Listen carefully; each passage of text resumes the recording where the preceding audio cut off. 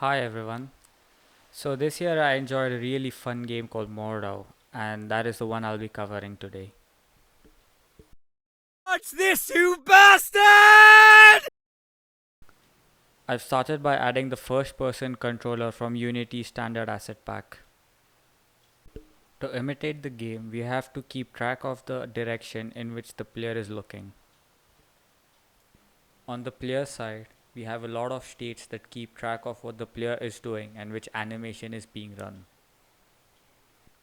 This entire system is driven by collisions and the states in which the players are when they collide. In the base game, I'm pretty bad at chambering. While gathering footage, I had a lot of trouble trying to get the timing, which I believe is a testament to the success of this project. Anyway, after adding a few special effects and sound effects, here is the final result.